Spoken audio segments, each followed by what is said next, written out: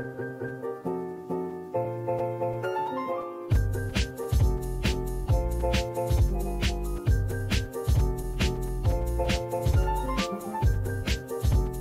le bonjour tout le monde, j'espère que vous allez bien. Pour ma part ça va super, je suis très heureuse de vous retrouver aujourd'hui pour vous faire ma pile à lire du printemps, puisque je suis très motivée pour lire et j'ai quand même réussi à faire une pile à lire qui m'attire énormément. Donc écoutez, je suis très heureuse de vous la partager et on y va de suite. Alors tout d'abord dans cette pile à lire j'ai mis en fait la sortie qui me tentait le plus durant cette saison, puisque j'ai mis La Reine sans royaume de Holly Black aux éditions Rajo. Quand je filme en fait cette vidéo, nous sommes dimanche et ce livre est en fait déjà lu, mais il fait partie de ma pile à lire du printemps, donc je l'inclus quand même. Pas de résumé pour celui-ci, c'est tout simplement un tome 3, je ne vais pas vous faire l'offense de vous spoiler, mais sachez que c'est le tome 3 du Prince Cruel, une fantaisie qui met en jeu du coup des fae et des humains, et je n'en dirai pas plus. Si ça vous intéresse, il y a un avis lecture sur la chaîne. Ensuite, dans cette pile à lire, j'ai bien évidemment inclus ma lecture en cours, puisque c'était tout simplement un des livres que je voulais absolument sortir ce printemps, puisque c'est Assoiffée, donc de Tracy Wolff aux éditions Pocket Jeunesse. C'est une lecture que j'ai depuis quand même peu dans ma palle, puisque c'est un livre que j'ai eu il y a je crois 1 ou 2 mois, et en fait j'avais très envie de le sortir et j'ai bien fait parce que ce livre est génial. Je suis à je crois 40 pages de la fin, dès que j'ai fini cette vidéo je termine ce livre. Et du coup pour ce qui est de l'histoire, du coup on va suivre Grace qui va débarquer en Alaska après la mort de ses parents pour tout simplement mon chien débarque, pour tout simplement aller dans... Tu m'as perturbée. Bah ouais, tu m'as perturbée. Vous le voyez pas, mais il m'a ramené sa balle. Mais tu m'as perturbée. Allez. Donc je vous disais, dans cette histoire, on va suivre Grace qui, après la mort de ses parents, va habiter avec son oncle et sa cousine en Alaska, dans le lycée que son oncle dirige. Sauf qu'il s'avère que ce lycée est un peu étrange, car en fait, toutes les personnes dans le lycée ont un point commun, c'est qu'elles détestent tous Grace, alors qu'elle n'a rien fait. Et en fait, elles se demandent si ils la détestent au point de vouloir sa mort. Et sincèrement j'adore ce livre, donc ça met en jeu énormément de créatures fantastiques, vampires, loups-garous, dragons, sorcières, etc. J'adore vraiment, c'est trop bien. Je ne vous spoile pas bien évidemment sur qui est quoi. Sauf qu'elle va tomber sur Jackson, un énigmatique vampire avec tout simplement ses souffrances ancestrales comme ils disent dans ce résumé. Et bon voilà, vous comprendrez très vite ce qui va se passer. C'est un Twilight moderne je trouve. Ce que j'entends par moderne, c'est que l'écriture elle a été faite quand même relativement récemment, puisque je crois que c'est 2021. Je n'en suis pas sûre. Oui, c'est ça, c'est 2020. Non, c'est pas le dépôt légal que j'ai vu, attendez. Avril 2021, donc ça fait 1 an tout simplement que ce livre est sorti. Sincèrement, tu le ressens dans certaines choses, même si, bon, voilà. Je ne vais pas m'étaler parce que j'allais partir tout simplement en update lecture, en update lecture, puisque je suis en train de lire ce livre, mais ce n'est pas le sujet. La vidéo dure déjà beaucoup trop longtemps. Du coup voilà, il est dans ma pile à lire parce que ce livre, il me faisait envie et il est tellement génial que j'ai bien fait. Ensuite, en fait, je me suis dit autant continuer dans cette saga, puisque du coup je m'ai foudroyée dans cette pile à lire, puisque je l'ai reçu il y a 10 minutes actuellement. J'attendais que ces livres en fait pour vous faire la vidéo. Donc c'est le tome 2 écrit par Tracy Wolff. Je me demande si ce n'est pas une duologie, parce que derrière il n'y a pas marqué le tome 3 apparaître dans Je n'en sais rien, il faut que j'aille me renseigner. C'est peut-être marqué à la fin d'ailleurs, je ne sais pas. Je ne sais vraiment pas. Non, remerciement, donc écoutez, j'en sais rien. Mais dans tous les cas, ce tome 2 est là, il est quand même plus gros que le premier, donc bon. Mais j'aime tellement en fait les personnages que je me dis que ça va passer en un rien de temps. Bref, j'aime énormément ce tome 1. Donc je ne pouvais pas faire autrement que de mettre le tome 2. Et on verra comment ça se passera. En sachant que du coup cette pile à lire elle dure jusqu'au 21 juin, si je ne dis pas de bêtises. Puisque c'est du coup le jour où on passe à l'été. Du coup en vrai j'ai quand même pas mal de temps pour lire. Donc je suis ravie. Ensuite, je vais justement passer sur le deuxième livre que j'ai reçu dans cette commande, puisque c'était un des livres que je voulais le plus lire en ce moment. Je ne l'avais pas, donc j'ai décidé de me le commander, puisque c'est The Effigies, le tome 2, donc écrit par Sarah Rowley aux éditions Lumen. J'ai lu le tome 1 il y a quand même très longtemps, c'est ce que je vous disais pendant que je l'ouvrais. J'ai dû le lire il y a au moins 2 ou 3 ans, puisque j'étais encore au lycée quand je l'ai lu. Du coup ça remonte un peu et voilà, j'ai adoré ce tome 1 et c'est vrai qu'à la fin je voulais vraiment la suite, sauf qu'à l'époque je ne l'avais pas et que je ne le trouvais vraiment nulle part en magasin. Je tombais toujours sur le tome 3 ou 1, mais il n'y avait jamais le tome 2 et c'est encore le cas aujourd'hui. Du coup je me suis dit bon achète-le. Parce que si tu le commandes pas, en fait, tu ne l'auras jamais.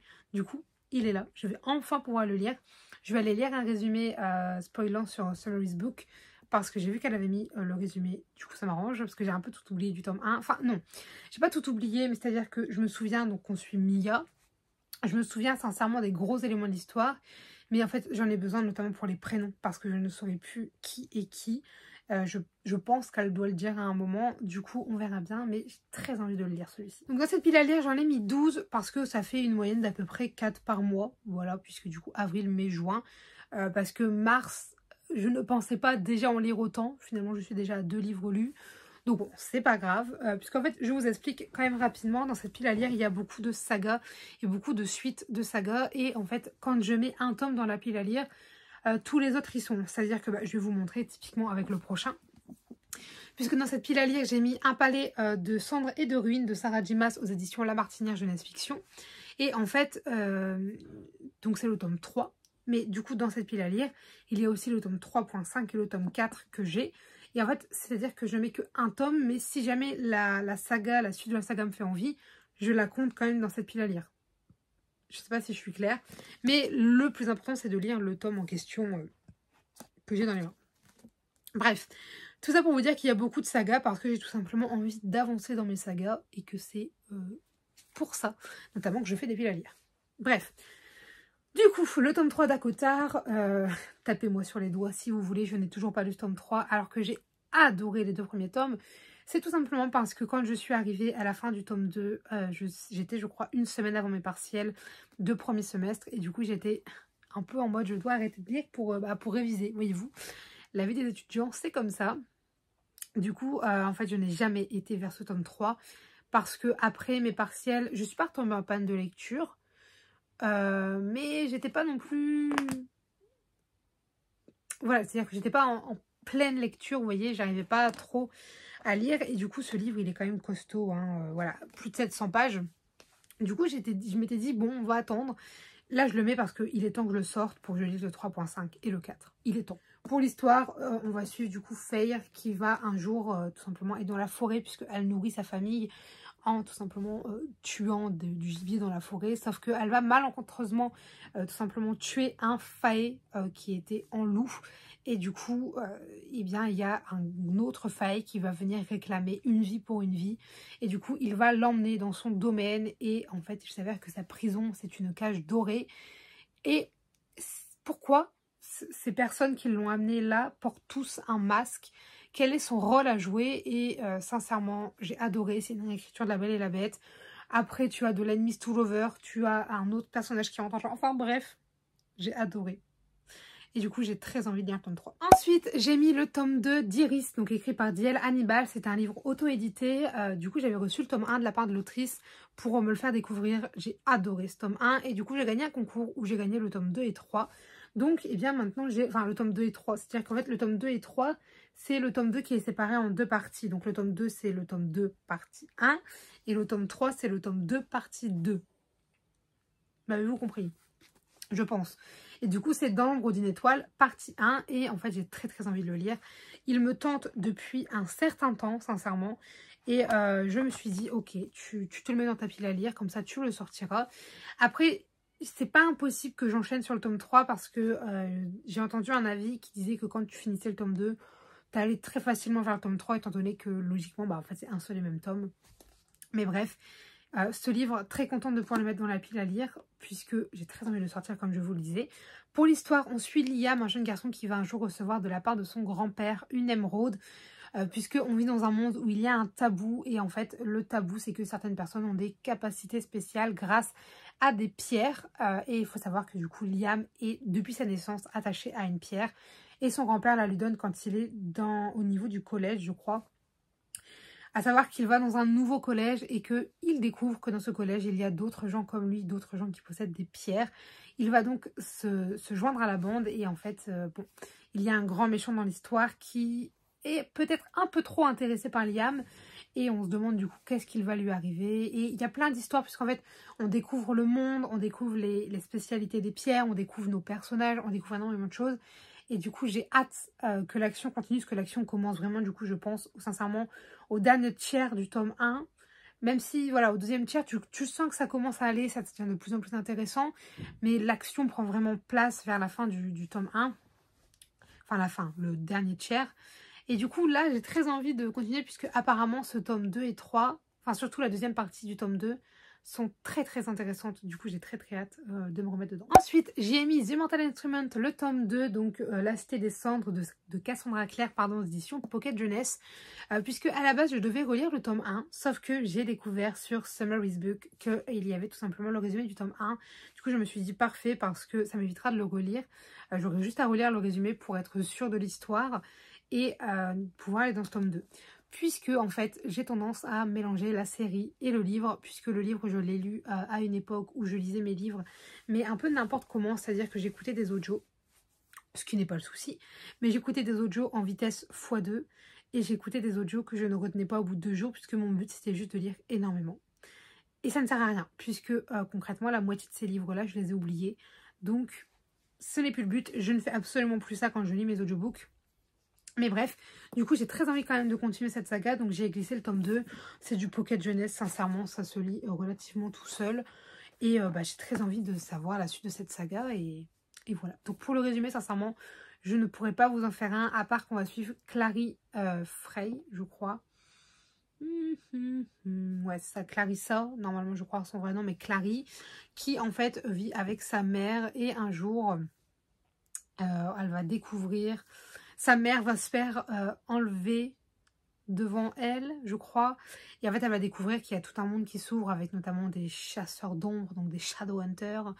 Et puis, il y a des magiciens, il y a plein de choses. Et en fait, Clarissa vient de ce monde, sauf que elle ne le savait pas, tout simplement. Enfin bref, c'est une histoire comme ça.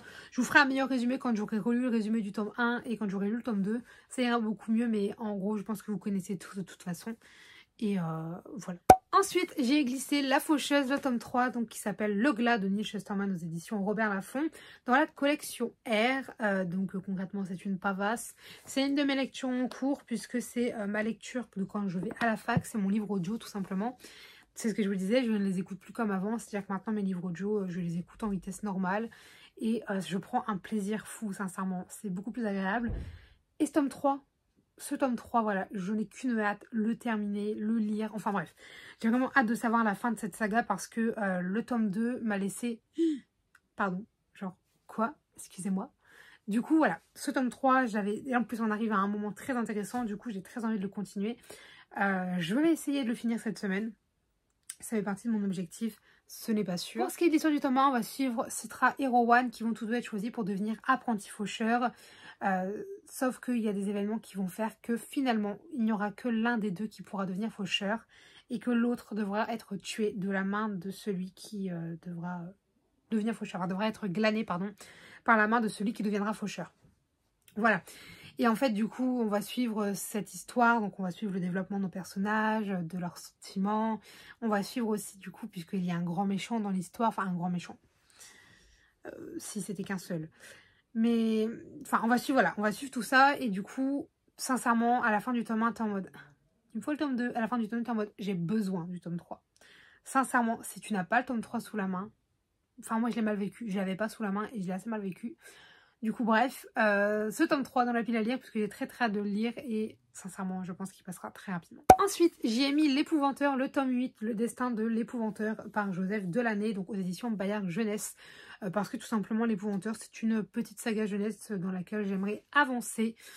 Du coup, j'ai mis le tome 8, mais c'est pareil, si après le 8, je veux lire le 9, il est aussi dans cette pile à lire, enfin bref. Mais du coup, l'épouvanteur, c'est quoi? Eh bien, on va suivre un jeune garçon, donc Thomas Ward, qui va être choisi pour devenir l'apprenti d'un épouvanteur, en sachant que pour devenir apprenti d'un épouvanteur, il faut quand même être assez particulier, puisqu'il faut être le 7e fils d'un 7e fils, ce qui est le cas de Thomas Ward, donc de Tom. Et du coup, on va le suivre dans son apprentissage pour devenir faucheur aux côtés... du coup, pour devenir faucheur, absolument pas, pardon. Pour devenir épouvanteur, je me mélange les pinceaux. Pour devenir épouvanteur, et on va suivre du coup son apprentissage, sa mise en pratique. Et un épouvanteur, c'est quoi? Eh bien, c'est tout simplement la personne qui est chargée de chasser les sorcières, les trolls, je crois, les gobelins, etc. Enfin bref, c'est celui qui est chargé de chasser et de débarrasser, j'ai envie de dire, de toutes les créatures. Sauf que voilà, on va pas suivre que ça, on va suivre son histoire et on va suivre des rencontres. Et notamment que Thomas serait peut-être un peu plus particulier que ce qu'il n'y paraît. Voilà, je n'en dis pas plus. Mais j'adore cette saga et c'est pour ça que j'ai très hâte de la continuer. Ensuite, j'ai mis Le garçon qui savait tout, donc de Victoria Forrester aux éditions Lumet. Donc c'est Piper McNambus, le tome 2. Puisque en fait le tome 3 est sorti assez récemment et que je m'étais dit que je l'aurais lu. Je l'ai commencé et je l'ai arrêté. Parce que en fait ce tome 2, j'ai énormément de mal. J'ai l'impression que c'est un peu ce tome passerelle qu'il y a entre un tome 1 et un tome 3. Et pourtant, ça ne m'est jamais arrivé. Hein. Sincèrement, les gens qui trouvaient en fait que des tomes étaient des tomes passerelles, moi je les adorais. Celui-là, je sais pas, en fait, je m'ennuie un petit peu. Et en même temps, je ne l'ai pas vraiment lu à la bonne période. Puisque je l'ai lu à une période où je lisais beaucoup moins. J'étais beaucoup plus dans mes cours. Donc, j'étais beaucoup plus dans des mangas, etc. Mais le peu que j'ai lu, en fait, j'adore. C'est-à-dire que j'adore cet univers. Et en même temps, je sais pas, j'arrive pas à rentrer dans le livre, vraiment. Du coup, je me dis, c'est peut-être pas à cause du livre, c'est à cause de moi, j'en sais rien. Bref, j'ai quand même envie de continuer cette saga, donc c'est pour ça que j'ai mis ce tome 2. Et puis, à voir si ça me plaît, bah, j'achèterai le tome 3. De toute façon, dans tous les cas, j'achèterai le tome 3 pour finir la saga. Mais j'espère qu'il me plaira, quoi, parce que franchement, je serais triste s'il me plaît pas. Pour ce qui est de l'histoire du tome 1, on va suivre du coup Piper, une jeune fille qui s'est volée, d'où le titre, enfin... Au début, elle s'est plutôt léviter. Et en fait, il s'avère qu'un jour, on va découvrir son secret et que le FBI, je crois, je ne suis plus sûre, enfin, en tout cas, quelqu'un qui travaille pour l'État, va venir chez elle pour lui dire qu'en fait, il y a une école remplie de gens comme elle et qu'elle doit s'y rendre pour apprendre tout simplement à contrôler ses pouvoirs. Et du coup, elle va y aller et c'est tout beau, tout rose, sauf qu'il s'avère que Piper ne le sent pas. Elle sent qu'il y a quelque chose qui ne va pas. Et si quelque chose de bien plus dramatique se cachait derrière cette fameuse école où on regroupe des jeunes avec, enfin énormément de jeunes avec des talents tout simplement. Et du coup, c'est ce qu'on va suivre. Et on va la suivre, elle, ainsi que toute la petite bande qui se trouve là-bas avec elle. Et le tome 1, franchement, il était génial. Mais quand je vous dis génial, c'est génial. Sincèrement. Et ce tome 2, j'ai bien aimé. Enfin, le peu que j'ai lu. Hein. Encore une fois, je vous rappelle, j'ai lu 130 pages. Mais à voir si par la suite ça va bouger un peu plus ou pas, parce que je trouve que c'est quand même relativement plat. Mais bon, on verra bien. Avant le dernier livre de cette pile à lire, j'ai décidé de mettre une petite brique. Et en plus de ça, une brique qui me tente depuis relativement longtemps, puisque c'est Le sang et la cendre de Jennifer Ellermann-Trout aux éditions de Saxus. Tout simplement puisque déjà j'ai très envie de découvrir Jennifer Ellermann-Trout dans ce genre de livre, j'ai envie de dire. Puisque moi je l'ai lu pour la saga Luxe, qui était d'ailleurs un énorme coup de cœur. Mais bref, et du coup c'est vrai que j'ai très envie de la découvrir dans de la fantasy new adulte, je dirais. Je ne sais pas si c'est new adulte, n'importe quoi, young adulte. Ouais, je pense que c'est young adulte, je ne sais pas trop.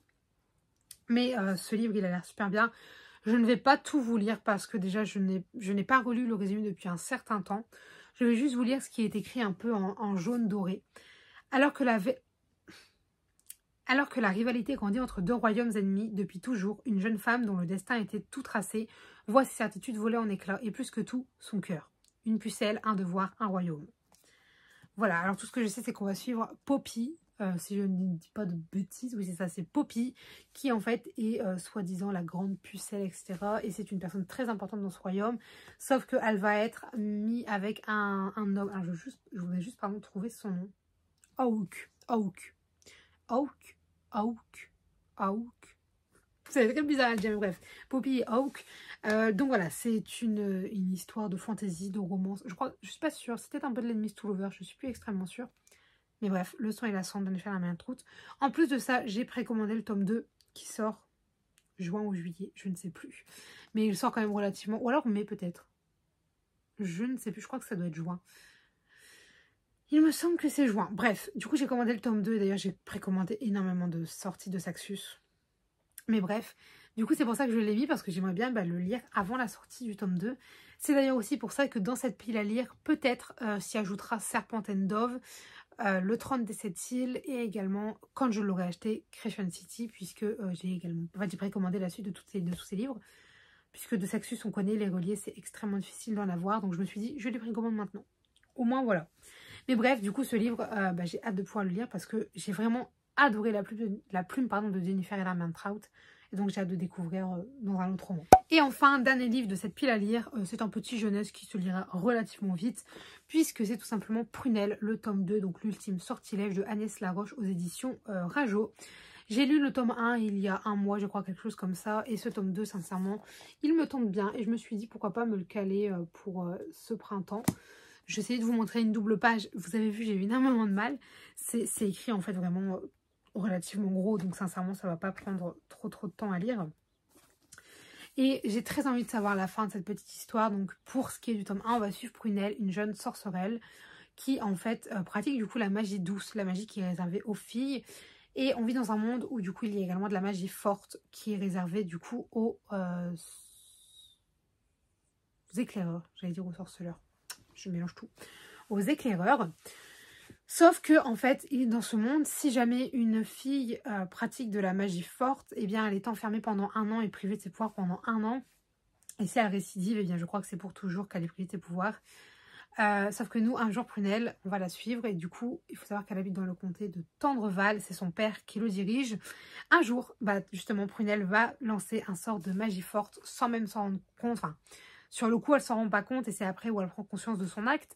Et du coup, il y a un dilemme qui se pose à elle, c'est est-ce qu'elle dit à son père qu'elle affectionne vraiment de tout son cœur, qu'elle l'a trahi en quelque sorte en lançant un sort de magie forte, mais elle a peur puisque du coup, elle devrait être enfermée, ou est-ce qu'elle lui ment?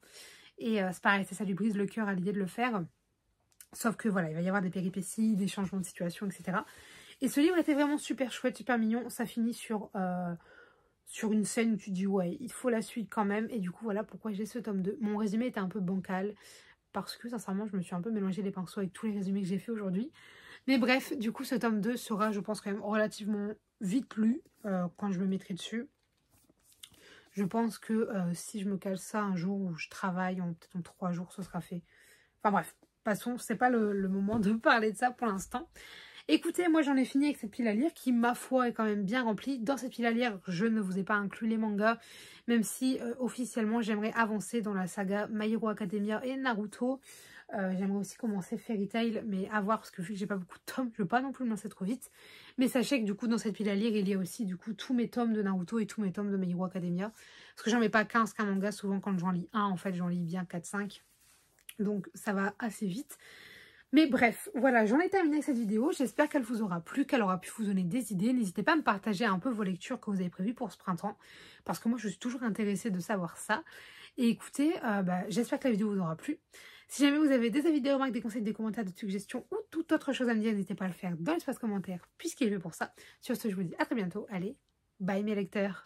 Yeah, you were right this time, you were right this time. Take a look around, look what you did last night. What you did last night, never heard a sound. Yeah, I know that you told me one day you'd show that you were right this time, you were right this time.